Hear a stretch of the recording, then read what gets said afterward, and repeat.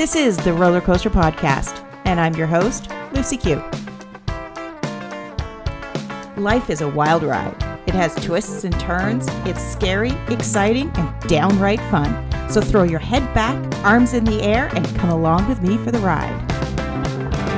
Life is like a roller coaster, baby, baby. I wanna ride.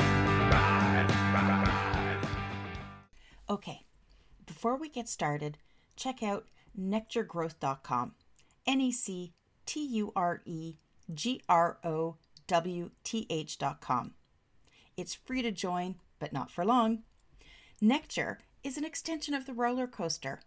It's where you can start your own journey of self-exploration and growth. In Nectar, you'll find different topics of interest, daily blogs, affirmations, journal prompts, and you can connect with some of the fantastic coaches that have been on the roller coaster.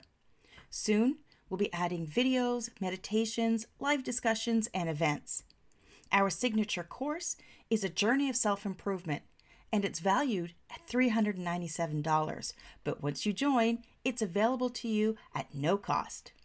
So if you're feeling stuck, if you feel like you need to change and not sure where to start with Nectar Growth Network.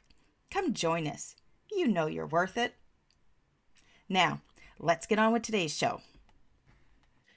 One of the hardest things we're faced to do is uncover purpose in our stories, our trauma, and our loss. The pain of life's challenges and obstacles can halt us in our tracks, and it's in uncovering the purpose that can help us move forward. I can't sugarcoat this. As a mom, my heart really goes out to today's guest. Her courage, her strength is a beacon of light for anyone that's grieving. Joining me today is Hope Reger, who created and leads Grief to Hope to honor and keep the memory alive of her son, who was murdered at the age of 19. Hope believes that she was given this pain for purpose and positivity, to provide kindness, support, and love to anyone that's grieving. Hope invites people to come and be their authentic self, to know that others understand, and to know that no one is alone in their journey. Hi, Hope. Hello, thanks for having me. Oh, okay. So I said before we get going that this is quite the, I don't even want to say life challenge, because that doesn't feel like a deep enough word to really acknowledge what you've been through, what you and your family have been through. If it's okay with you, can you, go back to what happened that changed your life forever? Absolutely. So November 17th, 2016, I received a knock at the door, and it was 6:30 in the morning. And I was thinking, what in the world? And so I looked downstairs. I lived in a condo at the time, and I saw two police officers at my front door. And I thought, well, that's weird. And it never really dawned on me that it was something severe, like it was going to be something horrific. I thought, I had a 19-year-old son that was fearless. And I thought, oh, okay, what's he done? And so I answered the door, and they asked me if I was Justin's mom. And I said, absolutely. And they handed me this piece of paper that said, we need you to call this number. And they've been trying to get a hold of you. So I said, well, do you know what this is about? And they said, no, we're not sure what that's about. So it never occurred to me that it was something as horrible as, Justin passing. But it was literally, I thought, okay, the police got Justin. He ran a parking. I didn't know what he did. He was 19. He was young. He was a kid. And I also have my older son, Brian, who's 31. And so I just never felt like it was something serious that they would have told me right then and there. Right. So I go upstairs and I sit on the bed and I thought, you know what, I need to call this number. It's really, it sounds urgent. Don't know what it is. So when I called the number, the person on the other line said Greene County Coroner. That's how he answered the phone. And I will never be the same after those words. I was never the same after those words. Not that it really dawned on me what he was about to tell me, but the thought of something so horrific, because I knew it had to do with Justin, because they asked me if I was Justin's mom. But never in a million years would I have thought that, something horrible had happened to Justin. Not to me. This kind of stuff doesn't happen to me or my family. And so he proceeded to tell me that Justin at the time was living with two roommates, and they had gotten into an altercation. It was a verbal, calling each other names. I don't know, how kids do. And they started arguing, and then it got into a physical altercation where they were throwing punches back and forth and shoving and fighting. And then the gentleman, one of the roommates, there was three roommates. It was Justin and two other people. They were throwing punches back and forth, and the gentleman felt like he didn't have an exit. That's what he told police. And Justin had him apparently against the wall, which is what the witness said as well, punching and throwing punches. And Justin didn't have any weapons, any guns or knives, or it was just fist fighting. And he pulled a gun on Justin, put it to his chest, and shot him. And Justin, from what I know, and the only people that know the truth are the three people that were there. And, the two people, told the police that he didn't feel like he had an exit, and that he was scared for his life. And Justin was, from what the coroner said, he was shot in his lungs. They filled up with blood. And he said he didn't suffer, but he was killed pretty instantly, pretty immediate. And the gentleman, the roommate, was charged that night with murder. Went to the courts. He stayed in the courts for a night. His parents got him out on, they, put their house up for bond and bailed him out. And when he went to grand jury, a couple months later, he filed self-defense and was never charged. The grand jury allowed it to go. So within that few weeks after Justin passed, I went through all this fog and all this emotion and hatred and anger. And I tell everybody through that, I don't really know that time frame was like a melting candle, is what I describe it as. It was like you were there, but everything just sort of melted together those first 2 months. And then I started seeking a counselor. Once the grand jury indictment came back and that they weren't going to charge, then I started to pursue like other legal avenues.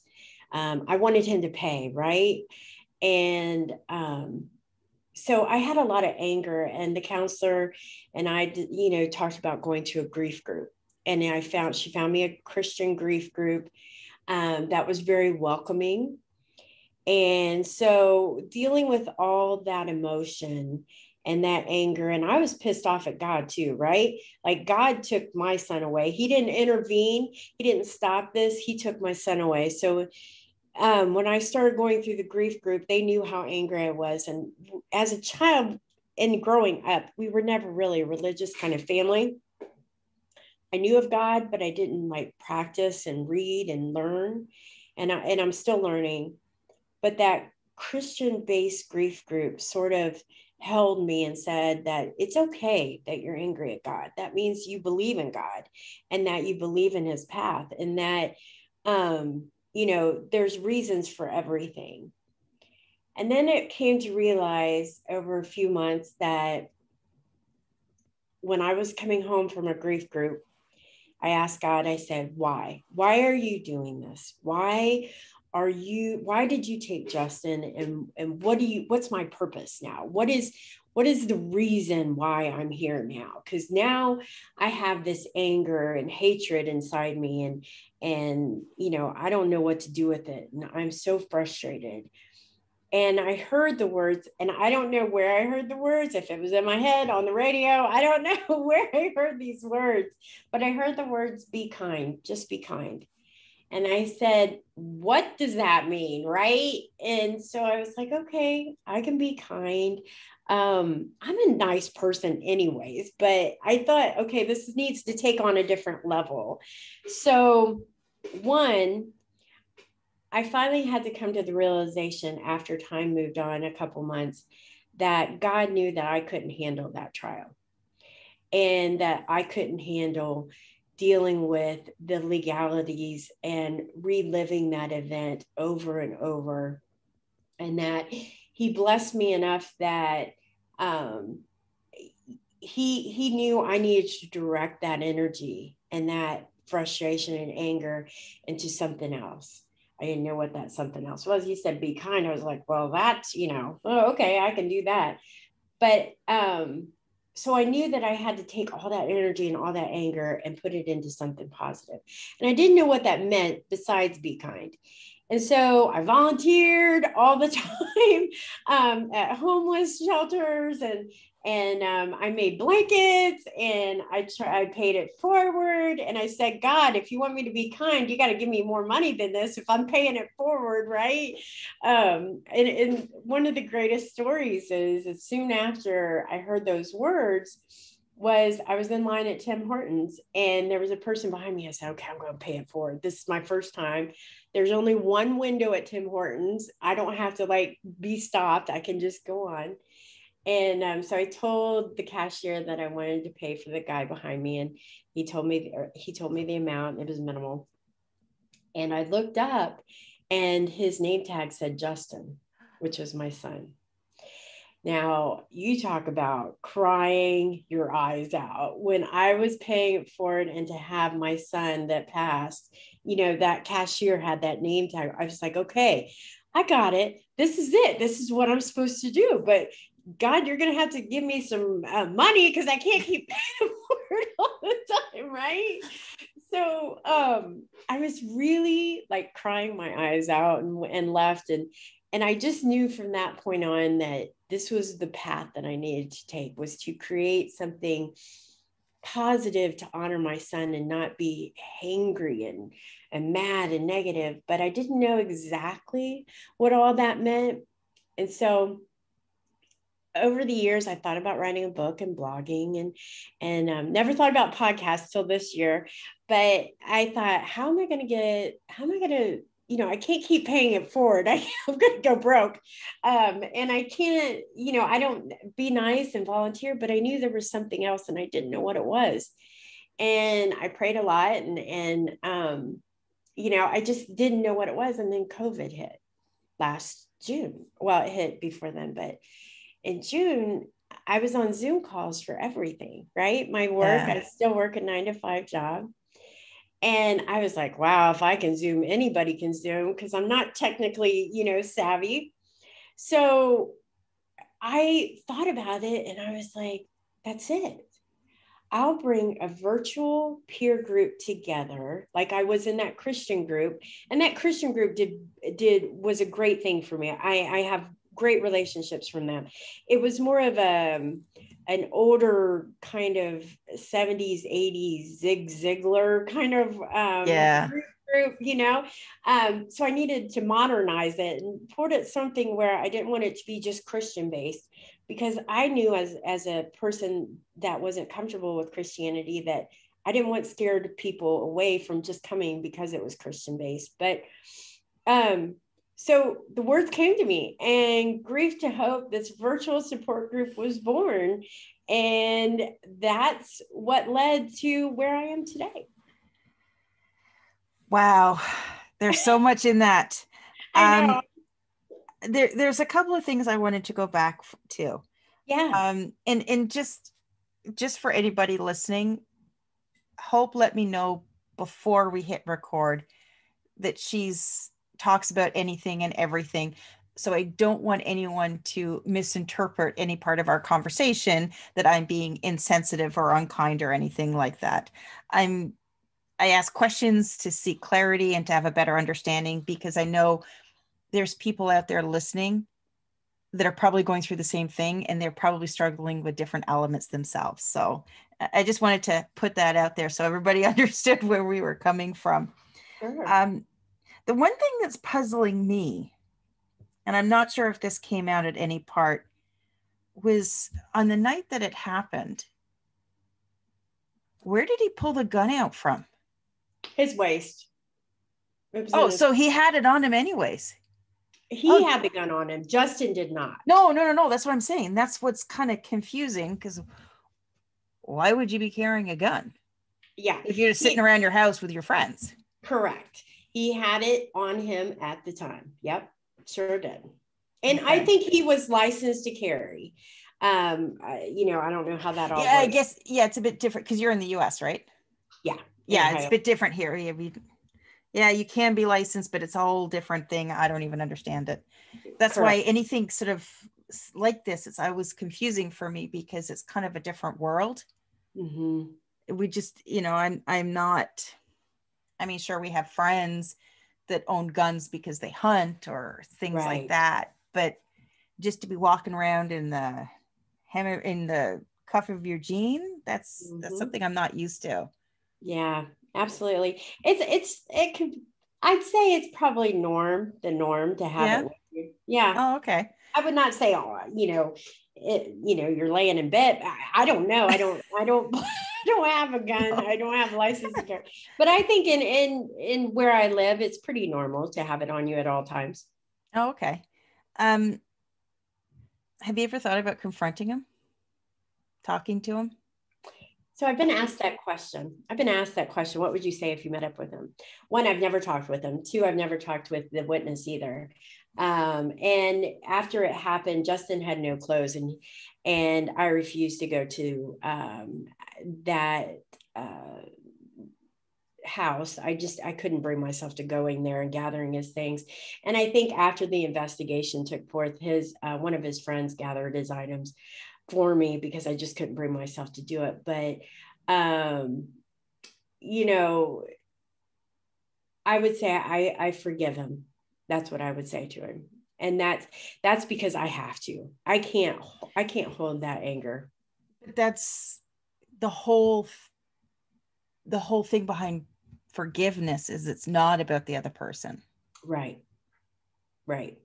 If I would still be probably in that really bad place 4 years ago in January and February after it happened, if I didn't release that anger and put it towards something, because now I'm allowed to have joy, and people don't understand that. Some people don't get, they're like, aren't you still so angry and mad? And how can you forgive? And how can you be happy and positive now? And I if I didn't forgive him, if I was still angry and still had that hatred, I don't know where I would be today. You'd only be hurting yourself. Yeah, absolutely. And, he's got his own stuff that he's got to deal with. But, that's the thing with anger, is that it's only going to hurt the person holding it. You're right. And you mentioned being pissed off at God. Yeah. Has your relationship with God changed or grown, or is it still a concept that's there that you're kind of not going down that road yet? I've learned a lot, and especially with that Christian-based group, they really taught me a lot. And I learned that God has a reason and a purpose for everything, and for me, and he needed me to do this purpose no one else could do.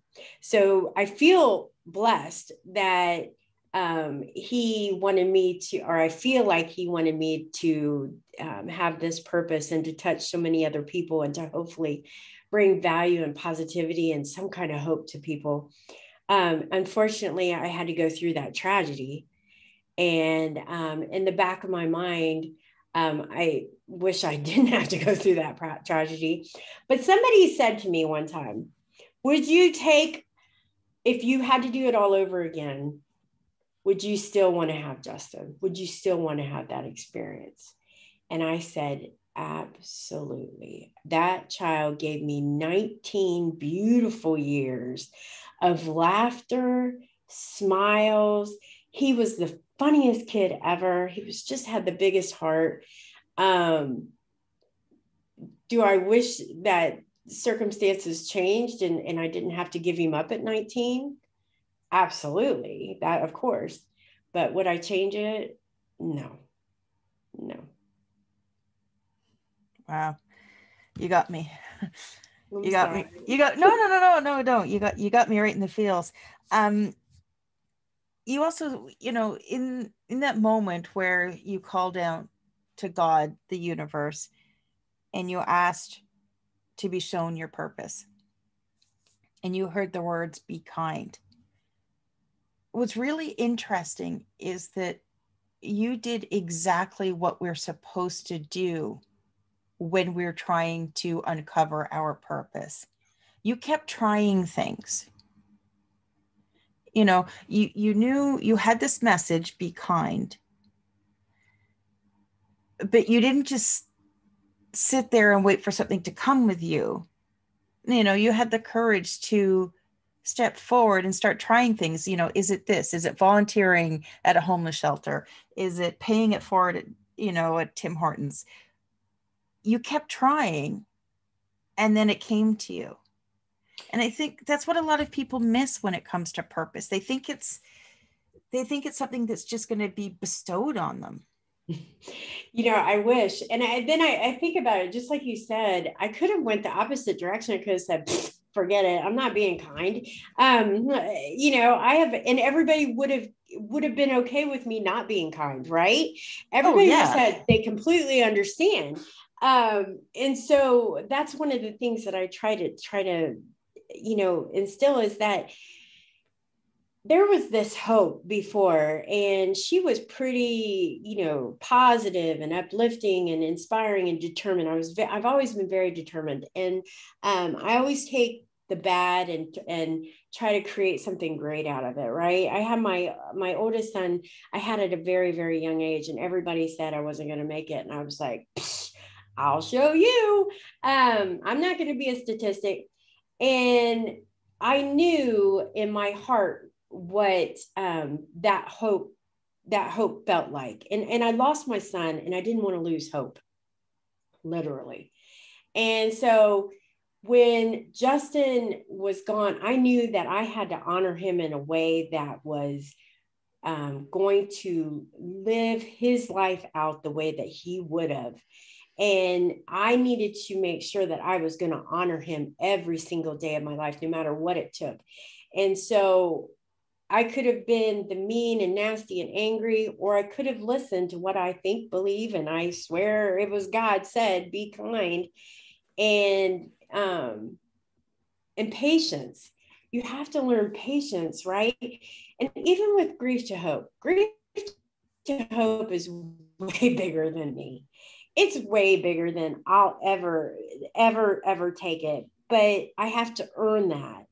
And I have to believe in it. And I have to know that that's my purpose. And that's my way of giving back. And, if I can do anything, it's to live that out. If you have to believe in something, right?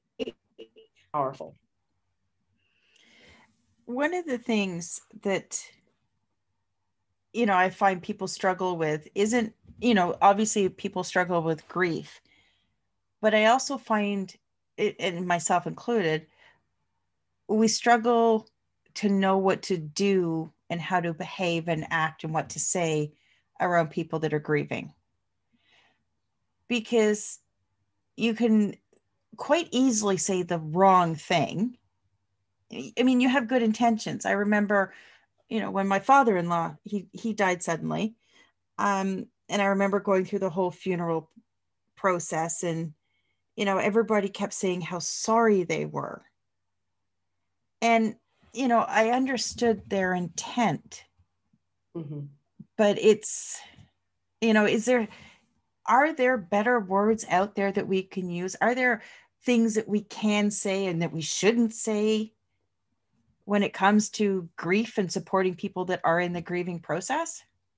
I think that's a great question, and one that we talk about in our program, which we'll talk about in a little bit. But one of the things is those awkward sayings that people say, like when they say, he's better in heaven, and time heals all wounds. No, it doesn't. It doesn't feel any better. Like after 6 months, there doesn't poof and it's gone. But you get those questions, or I'm so sorry, and just know that he didn't suffer. I'm suffering. I was gonna say, he's in some place called heaven, and meanwhile I'm living down here in shit. Right, exactly. Of course he's not suffering. So I think we all understand that. And let me tell you, one of the things we talk about in Grief to Hope is those awkward questions or those awkward things that people say. We have to offer forgiveness, because it's exactly what you say. It comes from the heart. And it has become our culture to say, I'm sorry. And what they really, mean by it is, my heart's with you. I always say, prayers and thoughts. But I'm sorry as you do. You feel sorry that they're going through that. So I think it's absolutely okay and it's normal to say that. And I think we're okay with it. What I would probably steer away from is those awkward quotes that people say, like, time heals all wounds. Those really bad Hallmark cards. Yeah. Let's don't buy those. Right. Don't say that. Don't say, or he's in a better place. No, he's not, because he's not with me, but we're all very forgiving. And I think we all know that everybody's heart's in the right place. Now, what is Grief to Hope, and how do people get involved with it? How can they, join your circle? Absolutely. So Grief to Hope is, like I said, a virtual peer support group, and it's done via Zoom. And you can also dial in. You don't have to Zoom and show. You can even close your little camera. We don't have to see. And it's done from the comfort of your own home, which is really what I strive for, because when you're dealing with grief, a lot of times you don't even want to get out of bed, let alone get up, get dressed, get a shower, get in your car and go to a place to talk about death. It's probably not high on the priority list when you're grieving, even though you're always looking for answers and support. And so with Grief to Hope, it's a virtual peer group. We meet once a week. And the program that I created is 7 weeks. And so this series is something that we repeat. 7 weeks, and then we take a few weeks off, and then we'll repeat it again. And you can come back and back and back. And so the first week is just an introduction. It's just me telling my story, my why of Grief to Hope, what to expect out of the program. And then I offer for anybody else to share. A lot of my series, a lot of the people are repeating. They come back just because it's such a great support group. It doesn't have to stop at 7 weeks. It's just the program, the way that I have it, is just 7 weeks long.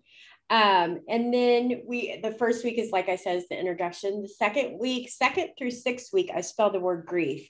And so our main topics is gift of time for G, receive help, inspire, expectations, and feel everything. And so those are main topics that we talk about. And then it branches off. So for example, gift of time. Sometimes the time is a gift, and sometimes it hampers us, where I literally Googled grief one time for my group, and it said the average is 2 years. And I said, well, no wonder people are like, hurry up, it's been 2 years. I Googled it.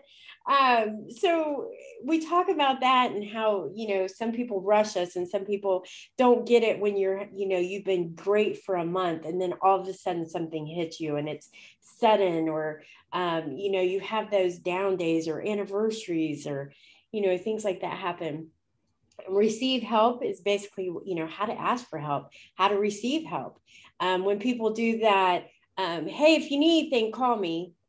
I don't even know what I'm wearing tomorrow, let alone what I'm going to know. So we talk about that. Like, how can you create a place that's good when people ask you that? So one of the things we come up with is Tell a best friend what you need, somebody that you trust, that you feel comfortable, especially if your pride's in the way.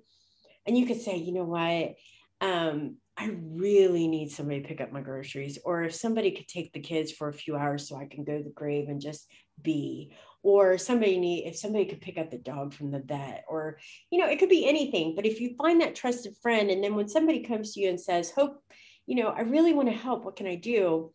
All you have to say is, you know what, Lucy, it knows exactly what I need.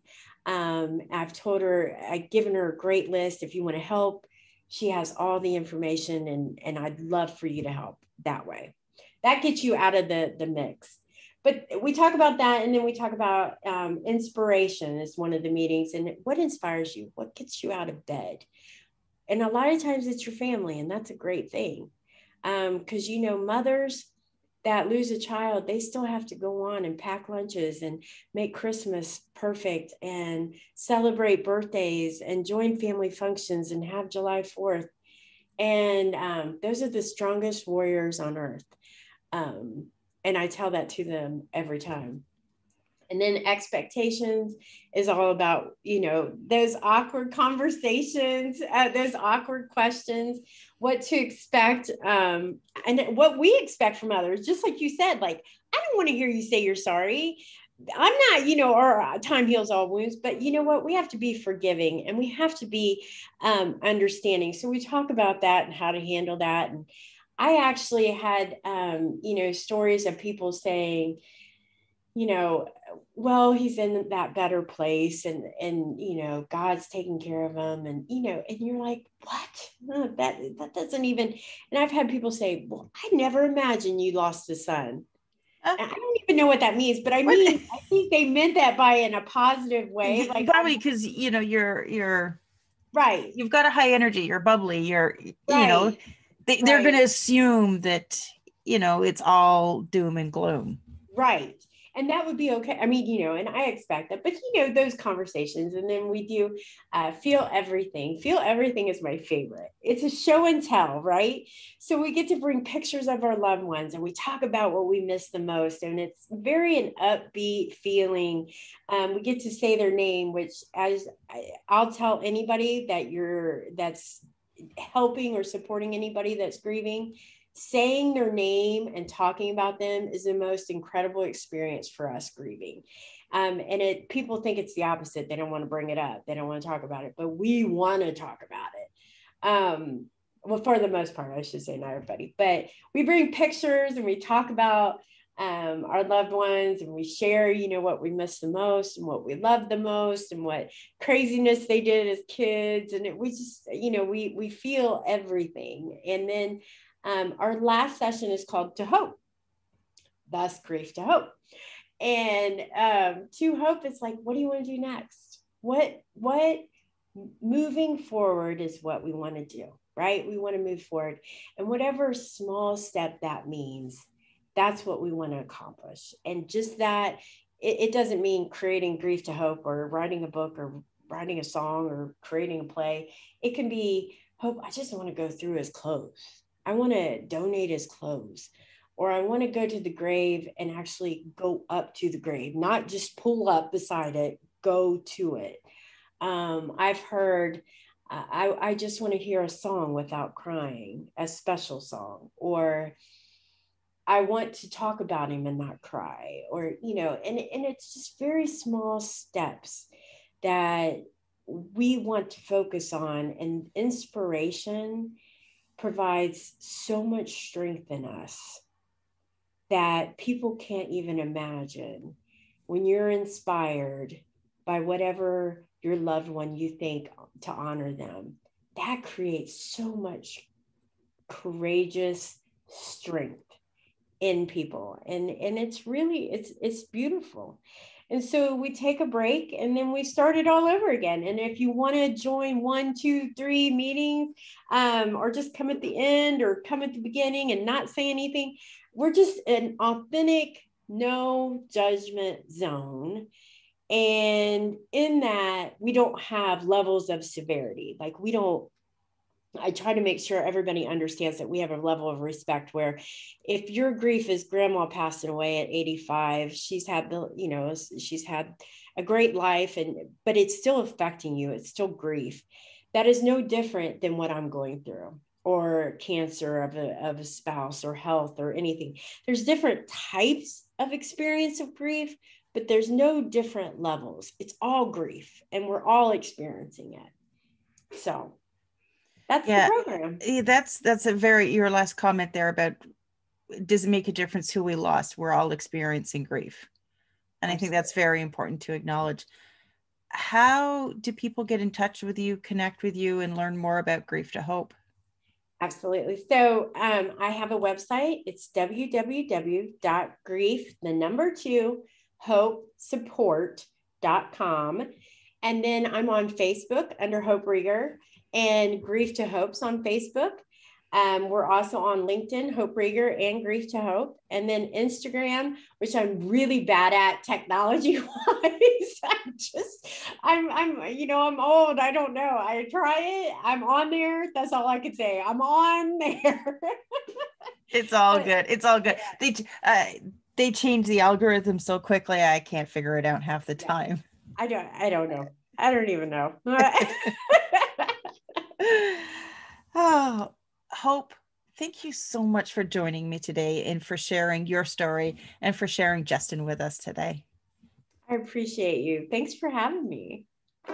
Thanks for listening to this episode of the Roller Coaster Podcast. Want to chat or share your ideas about today's show? Pop me an email at hello@therollercoasterpodcast.com. Don't forget to connect with me on Facebook and Instagram at The Roller Coaster Podcast. Our theme song, Roller Coaster, was performed by The Lucky Setback. Audio editing by the one and only Jeff Quigley of Quigley Creative. Laugh